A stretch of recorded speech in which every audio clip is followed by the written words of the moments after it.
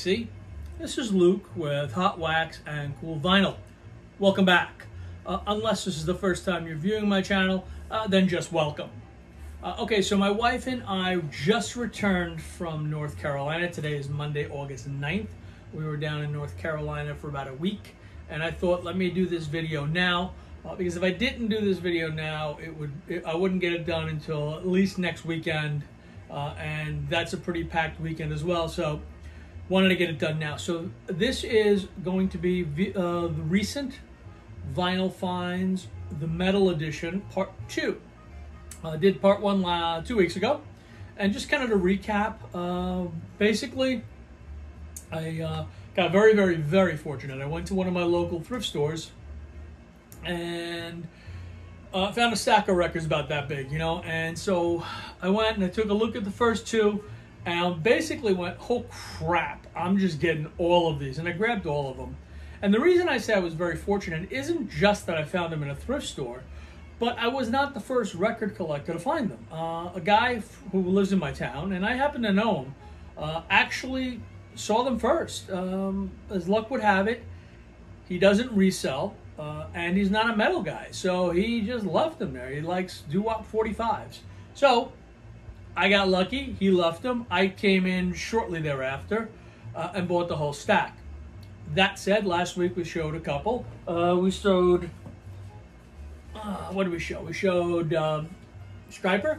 We showed a couple of Megadeth, Randy Rhoads and Ozzy Osbourne, a tribute to Randy, and also an Anthrax album. So that was the first section. This is the second section. A little bit more, I'm not going to say common, but a little bit more common. Not going to say common, but a little bit more common. So here we go. First one is Judas Priest, Sin After Sin. Again, really great copy, 77 press on Columbia. Contains my favorite Priest song, which is Diamonds and Rust. Here's what the album looks like. As you can tell, as with most of these albums, the owner of them, who had them prior to me, doesn't look like he played them very much. And certainly if he or she played them, it was on really solid equipment and very well maintained, because quite honestly, they look near spot perfect. They're damn near new. So that's the first I'm going to show you, which is, again, Judas Priest, Sin After Sin. Again, great cover. Really wonderful condition across the board. There's not even a crease on this thing other than just some minor creasing along the upper spine section. So that's the first one. Moving on to a Black Sabbath's Born Again. Certainly not one of my favorite Sabbath albums. Actually, I could really, this won't be in my collection. I'll probably wind up selling this thing. But again, very good condition, good record. Lyric sheet included, and the record itself on Warner Brothers is continuing along that vein. Just really great. I mean, really, just really wonderful condition. And I know I say that a lot, but I'm not going to show you records that are roached unless they're so rare that it doesn't matter. Most of the records I try to show, most of the records I buy, really have to be in good condition, or at least in VG plus, VG to VG plus. You know, I honestly, unless it's a super rare piece, I try not to get into the VG minus or good. I mean, if it's a rare piece and it's a filler, you know, great, I'll grab it. I did recently with a Study in Brown, and I was able to just recently get an upgraded copy, which I think I showed in my jazz section. But other than that, I really just stay away from records that tend to get a little roached. So moving on, Motley Crue, Girls, Girls, Girls.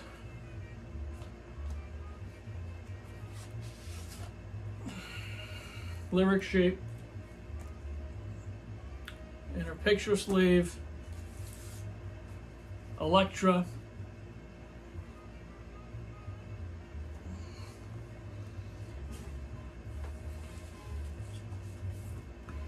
Hair metal counts.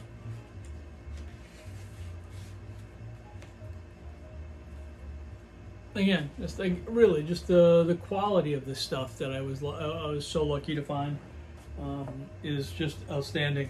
Also, Motley Crue, Too Fast for Love.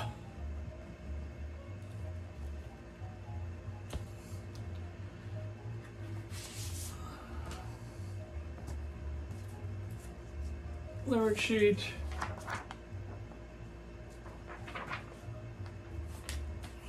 Yeah, we wear makeup, but we can still kick your ass. Vince Neil's famous line.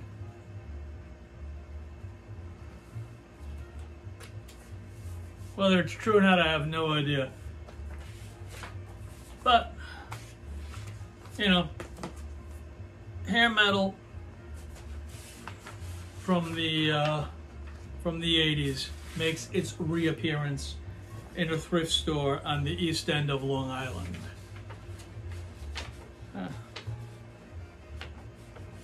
How cool is that? Okay, moving on to the next one. This is a band I'd never heard. I actually had to look them up. And I preface this by saying I'm really not a big metal guy. When I was in high school, you know, Sabbath and Priest, etc., yes, but really never been a big hair metal guy.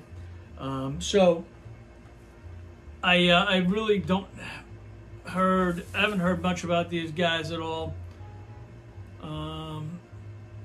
What is it? Voivod, Noise, cover's still in shrink. You can see the record itself is solid. I haven't played this yet. I've got so much stuff on my listen to list from this summer that I've been buying. And I got these two that I bought while down in North Carolina as well that I haven't even looked at. I haven't even unwrapped them yet.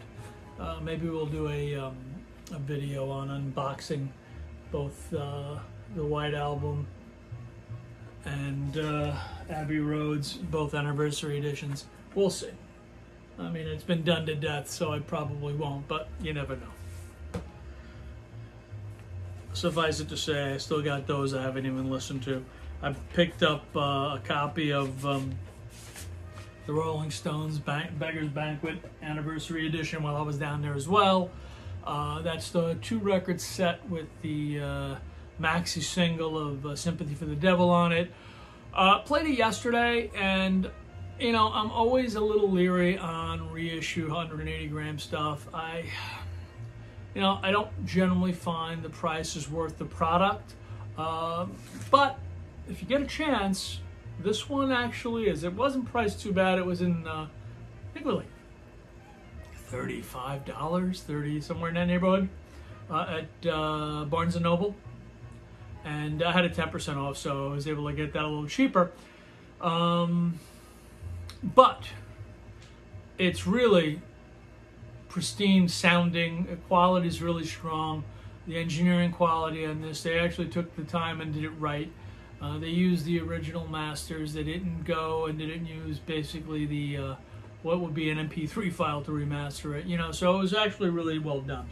So moving on, continuing here as I take a little side trip. 2-record set. Again, Priest. This is Priest Live.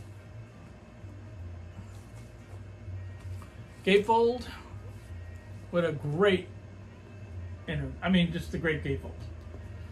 Anybody who's ever seen Priest in concert knows what a great show they put on. So I'm not going to get into that too deeply. We're looking at the album here. And the inner sleeves with the tour dates. This was 86 tour. So, you know. Moving. So this, again, 2-record set. I was going to say moving on, but I'm getting ahead of myself here.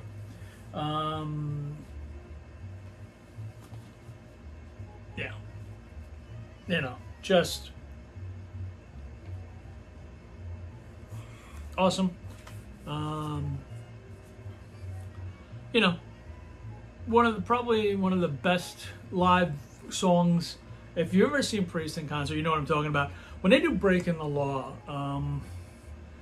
it's almost like they're singing a life story for themselves. I know it's not true, but that's how much effort they actually put into it. So I got this. This is cool. It's better than Diamonds and Rust. By a lot, but not as well as engineered as Diamonds and Rust. Diamonds and Rust still is engineered a little bit better. I think I have the right album name. So one recorded in Japan. Closing out is some standard fare, but before I show that, I got some Queensryche to show. You know what? Here.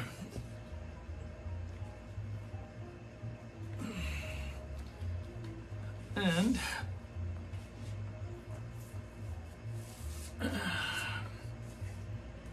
this is Rage for Order.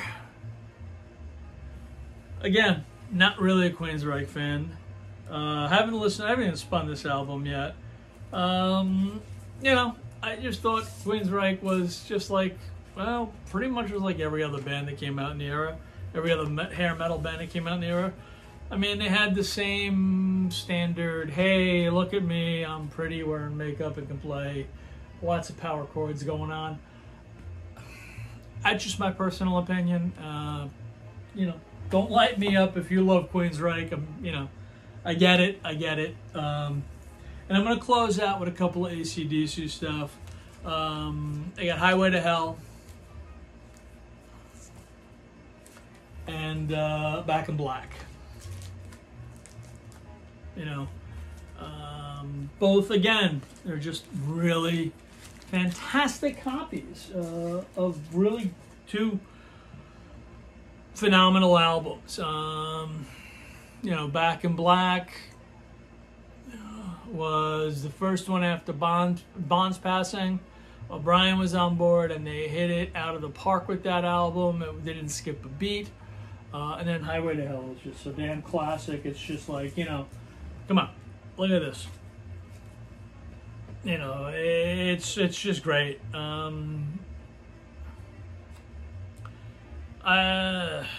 This is one, I mean, to me, this was, Brian Johnson's great, but to me, Bon Scott and AC/DC go hand in hand. And, you know, even though I got into them initially, I mean, really got into them, with Back in Black and Brian Johnson, when he started. Man, ever since I got into him, I started listening to him, and you're hearing, you know, Bond's voice come through on the early stuff, on everything up until he passed away.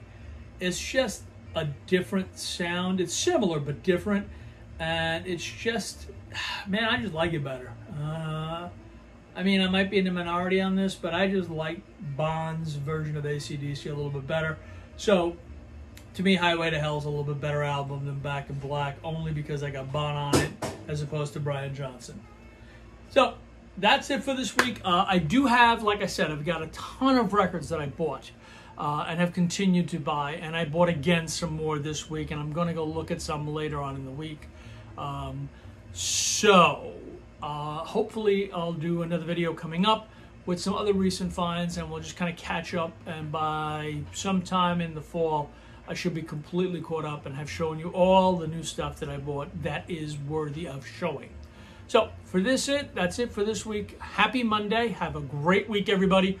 Hopefully you're enjoying yourself. Here it's cloudy and disgusting. I dragged all the rain from North Carolina. It rained every single day. We were there from Tuesday straight through till yesterday.